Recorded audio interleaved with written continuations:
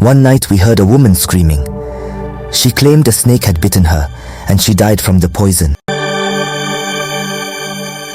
Hello guys, welcome back to another episode here on I have a story to share with you. I received this message from our dear sister.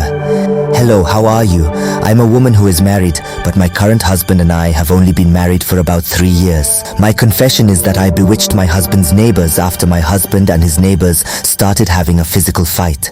Then, from that physical fight, it turned out to be a very ugly spiritual fight. As for my husband, he had been working in this area in Enugu called Oji.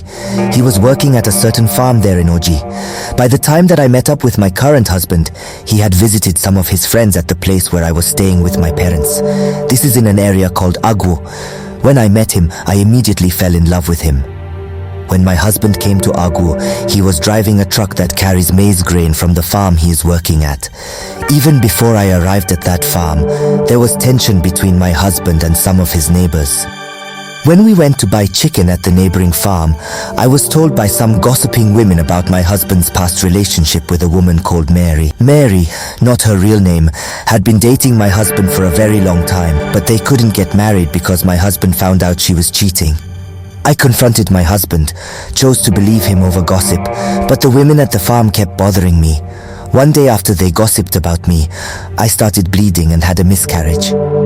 Later, I was pregnant again and had another miscarriage. My mum's brother, who is in a secretive dancing group, had bad dreams about our neighbors being witches causing my miscarriages. He instructed me on unusual prayers, like drinking my own urine and picking soil from my shadow.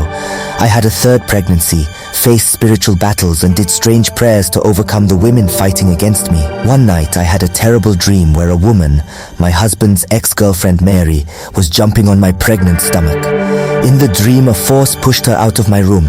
I woke up sweating, but I kept these prayers secret from my husband. The next day, the women at the farm avoided me. I reported everything to my uncle. My uncle instructed me to place an African sweeping broom next to my door at night. One night we heard a woman screaming. She claimed a snake had bitten her, and she died from the poison. The women who had hated me became friends. My uncle's prayers saved me, and I had my baby. When the ex-girlfriend died, her locked room raised questions, as it seemed locked from the inside, but she was found outside. My uncle, being a dancer, is not allowed to perform these rituals, even for family members.